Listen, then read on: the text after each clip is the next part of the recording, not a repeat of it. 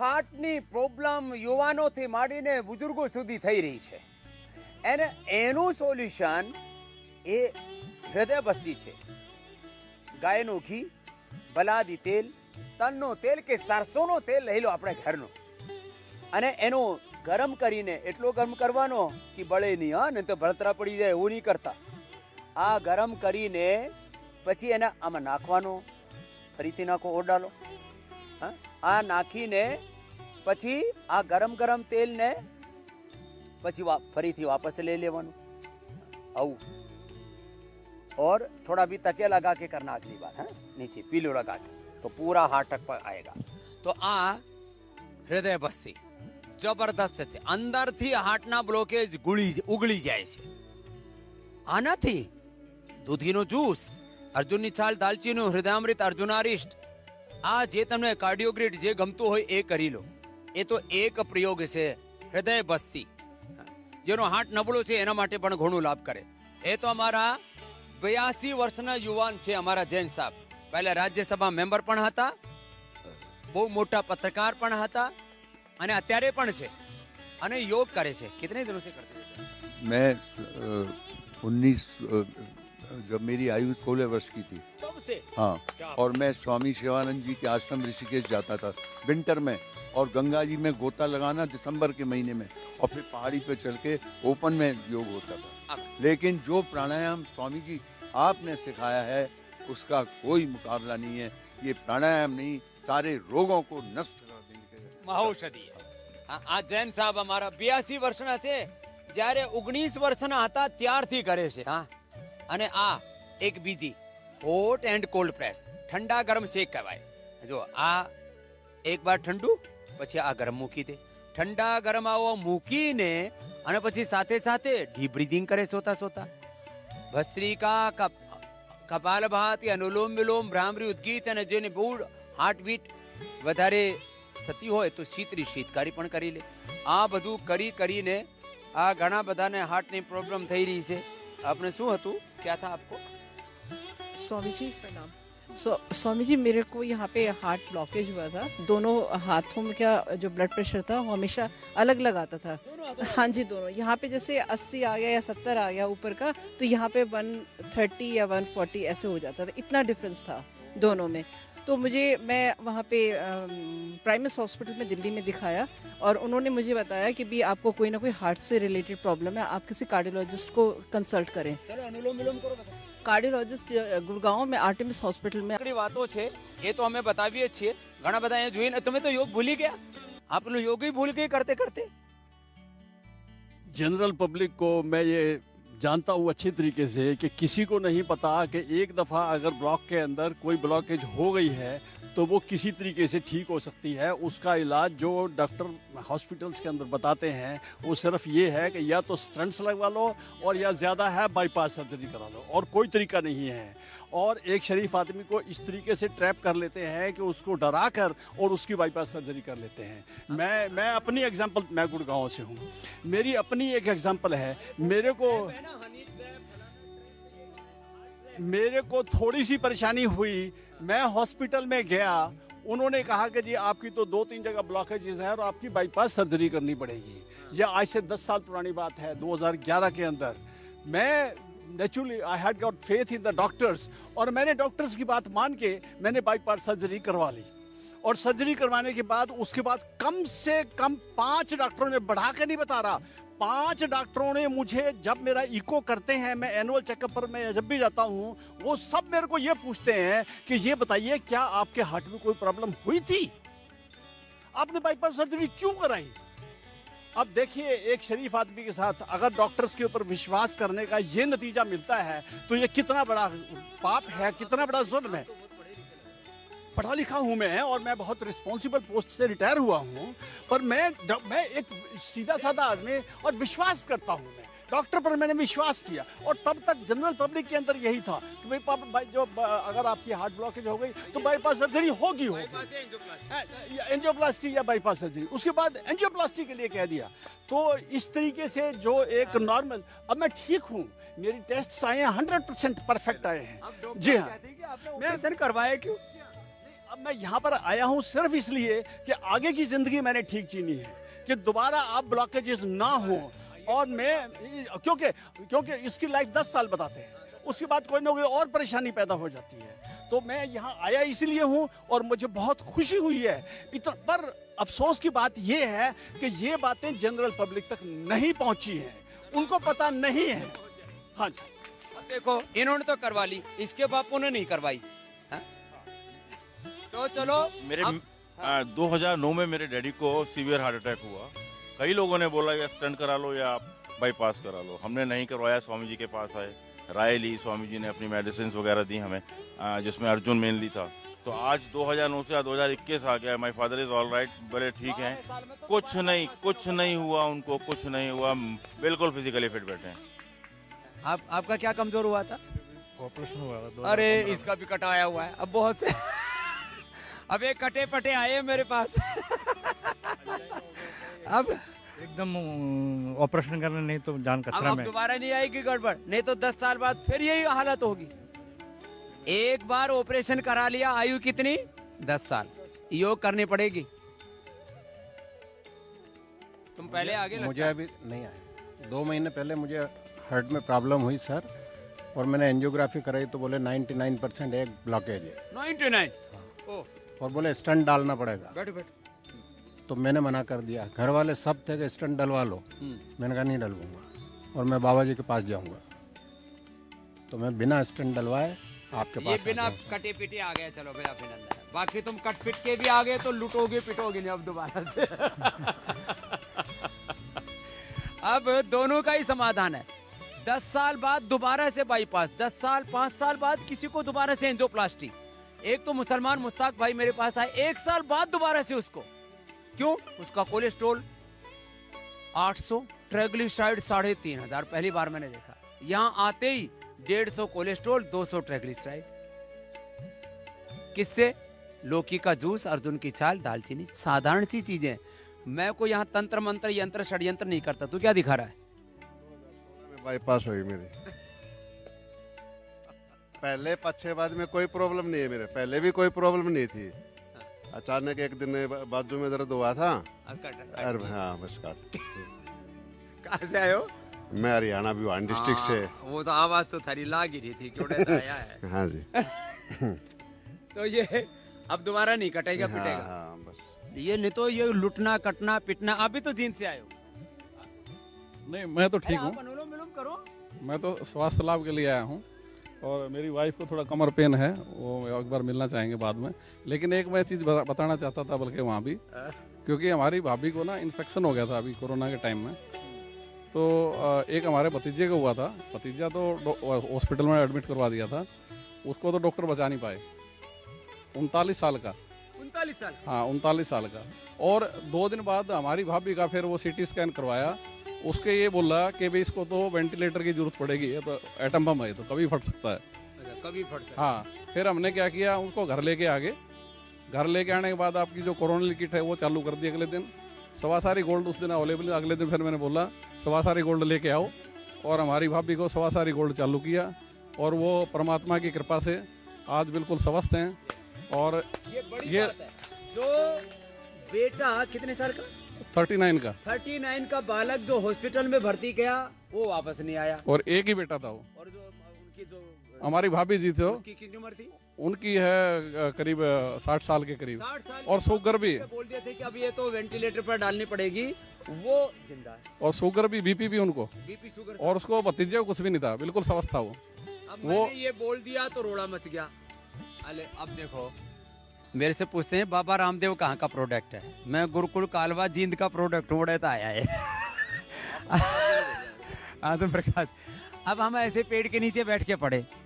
अब ये जो बड़े बड़े यूनिवर्सिटियों में जो कोर्स पढ़ाते हैं, डॉक्टर साहब बोल रहे थे, तरुण कोठारी साहब, वो ड्रग माफियाओं के द्वारा डिजाइन किया हुआ कोर्स पढ़ते हैं और पढ़ाते हैं। अब उसका ये भी शिकार हो गया था। पढ़ा तो वहीं, लेकिन इसने जो है अपनी जड़े 70% महिलाओं को जो अपनी डिलीवरी जो है वो ऑपरेशन करनी पड़ती है।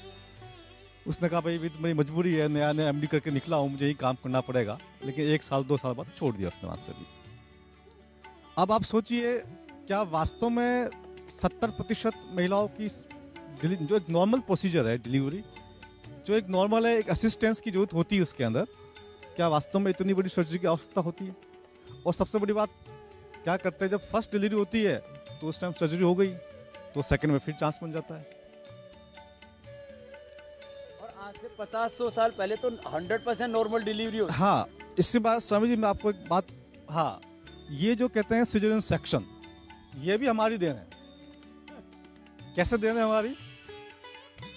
कि चाणक्य के समय में जब चंद्रगुप्त की पत्नी का डिलीवरी होने वाली थी, उससे पहले गलती से चंद्रगुप्त की पत्नी ने जहर खा लिया था, क्योंकि चाणक्य के द्वारा चंद्रगुप्त को थोड़ा थोड़ा जहर रोज खिलाया जाता था। वो खाना उसने खा लिया। जब खाना खा लिया तो उसके शरीर में जहर फैल गया। जब जहर फैल गया तो चाणक्य ने कहा कि इसकी तुरंत सर्जरी की जाए, बच्चा अभी जीवित है, उसको निकाला जाए। तो उस बच्चे को सर्जरी के द्वारा निकाला गया। उस बच्चे का नाम था बिंदुसार। तो बिंदुसार नाम इसलिए पड़ा, सम्राट बिंदुसार, क्योंकि जब सर्जरी की गई तो सर्जरी के जो औजार थे वो औजार उसके चेहरे पे कहीं लग गया, तो एक बिंदु पड़ गया, एक डॉट पड़ गया, एक डिप्रेशन आ गया हड्डी पे, तो नाम पड़ गया बिंदुसार। तो मैं इनसे कहता हूँ कई डॉक्टरों से कि भाई ये CS नहीं है, ये BS है, इसको आप बिंदुसार सेक्शन बोलो।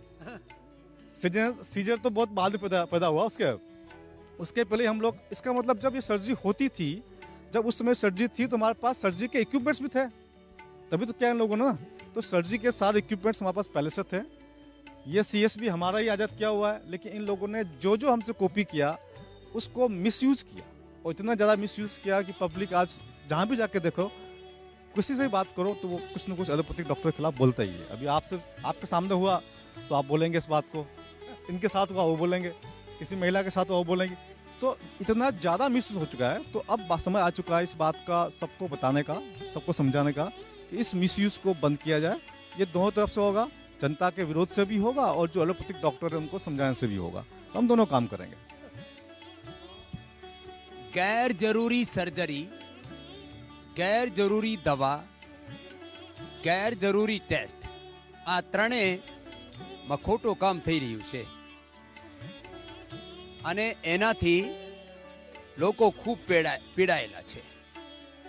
તો એના માટે શું કરવાનું? એના માટે આપણે યોગનો પ્રાણાયામ સાથે થોડાક આસનોનો અભ્યાસ। જૈન સાहब को बहुत देर से कहने को बेचैन है। भाइयों, बाबा की सादगी पर मत जाइए। जो लोग बाबा की आलोचना करते हैं वो अभी बाबा के नाखून तक नहीं पहुंच पाए हैं। बाबा के अंदर एक ब्रह्मांड छिपा हुआ है। बाबा एक ऐसा विद्वान व्यक्ति है हमारे देश में जिसने अष्टाध्यायी का अध्ययन किया, चारों वेद और ये सब पढ़े हैं और हजारों मंत्र उनको कंठस्थ हैं। कौन मुकाबला कर सकेगा? और इन्होंने सब कुछ उन्हीं से सीखा है, तपस्या की है। और कई बार बाबा कहते हैं कि मैं तो दिगंबर जैन मुनि बनना चाहता हूँ, लेकिन क्या करूँ, समाज में मुझे काम करना है। लोग कहते हैं कि मैं व्यापार करता हूँ। हाँ, व्यापार करते हैं, लेकिन व्यापार अपने लिए नहीं करते। बाबा उपकार के लिए करते हैं, परमार्थ के लिए करते हैं। और बाबा ने जितना दान दिया है, जितनी बड़ी साइंटिफिक स्थापना की है, जिसमें हजारों औषधियाँ बन रही हैं। और मैं देखिए, चाहे मैं जिंदा रहूंगा नहीं, लेकिन एक दिन आएगा बाबा का जो योग और दवाएं हैं ये सारे विश्व में फैलेंगी और रिप्लेस करेंगी। और जिस तरह से नुकसान हो रहा है इस समय लोगों को, उस नुकसान से बाबा देश को बचाएंगे। तो बाबा की आलोचकों को मैं नम्र निवेदन करता हूँ कि ईश्वर के लिए उनकी आलोचना ना करें, उनका प्रचार करें, ताकि लोग उनके जो औषधि नहीं अमृत है, जिससे लोगों की जानें बच रही हैं। और अभी आपने देखा कितने प्रसिद्ध डॉक्टर यहाँ बैठे हुए हैं। ये प्रसिद्ध डॉक्टर ऐसे ही नहीं आए यहाँ पर इतनी दूर चलकर, गुजरात से और साउथ से और जाने कहाँ से, और दिल्ली से। इस तरह से बाबा ने बताया और 80 चल रहा है, यानी बिना ऑपरेशन के आपकी नसें खुल रही हैं। तो इसलिए भाइयों, मैं बाबा का किन शब्दों में धन्यवाद करूं कि वो देश को और सारे विश्व को जो उन्होंने दिया है सैकड़ों करोड़ लोग बाबा के साथ जुड़े हुए हैं। जो इतने आलोचक नहीं हैं, उससे दसियों लाख गुने बाबा के प्रशंसक हैं और फॉलोअर हैं। चलो जैन साहब, अब क्या है, तो थोड़े बहुत तो लोग छोंक मारते रहते हैं, બગાર આપે ને લોકો થોડો, તો આ જૈન સાહેબને બહુ કષ્ટ થાય છે, પછી એ દુઃખી થઈ જાય. ચલો બેઠો, અનુલોમ વિલોમ કરો આપ. આ ઉંમરમાં અનુલોમ વિલોમ જ પર 4 घंटे बैठता हूँ बजरंग। 4 ઘંટા. हाँ, જેને હાર્ટની પ્રોબ્લેમ છે ને એ ઉષ્ટાસન કરી લે, મકરાસન, ભુજંગાસન કરી લે, ઉષ્ટાસન, અર્ધુષ્ટાસન, गोमुखासन, भुजंगासन. चलो तुम भुजंगासन करो, मकरासन और भुजंगासन. ये तो गोमुखासन जैन साहब भी करते, ये तो पकड़ में भी आ गई. गोमुखासन, भुजंगासन. ये छोकरी तो भुजंगासन में 50-100 बार करी ले छे. भुजंगासन, મકરાસન, ભુજંગાસન, સર્વાસન, ધનુરાસન, મંડૂકાસન અને પવન મુક્તાસન આટલા જ કરી લેના તો એનાથી જ હાર્ટની પ્રોબ્લેમ એક આસન 1 મિનિટ 2 મિનિટથી માંડીને 10 મિનિટ. મકરાસન, ભુજંગાસન, આવી રીતે. हाँ, आप तो मकरासन कर लो जैन साहब, भुजंगासन ये कर लो, ये वाला जैन साहब आप तो ये कर लो. पैर सीधे करो पीछे. यस, हाँ बस इतना ही बहुत है. लंबा लंबा ऊंडा ऊंडा श्वास भरीने मकरासन, आ भुजंगासन. પછી જેને બહુ જ જેન સાહેબ પહેલા મંડૂકાસન કરતા હતા, આમ જ મંડૂકાસન, આ પવન મુક્તાસન. તો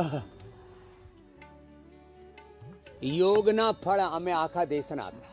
આમ તો ફળ આપીએ જ છે, અમે પણ આ દેશને બહુ ઘણું બધું આપવાનું છે. ભસ્ત્રિકા,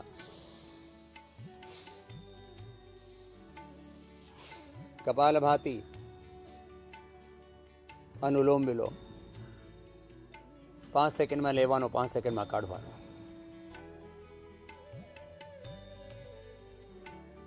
ભ્રામરી,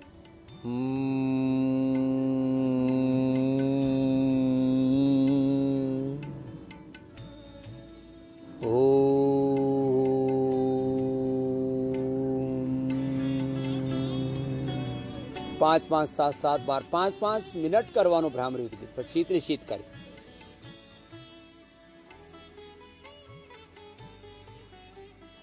आ शीतली, आ शीतकारी.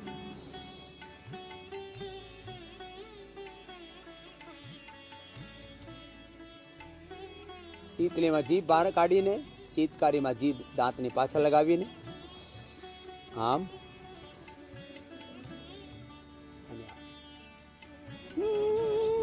અને જેને પછી ગળા થાયની પ્રોબ્લેમ હોય તો ઉજાઈ પણ કરી લેવાનું, જેને જૈન સાહેબ કરી રહ્યા છે. એ હાર્ટ માટે પણ બહુ સારું હોય. Snoring, sleep apnoea.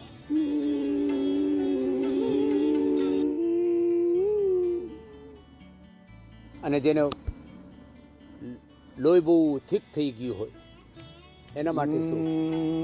તો એમાં કોધન અર્ક સવારે ભૂખ્યા પેટે, દૂધીનો જ્યુસ, अर्जुननी चाल, दालचीनीનો ઉકાળો, લસણ, ડુંગળી જે ખાતા હોય એ નેચરલ બ્લડ થિનર છે.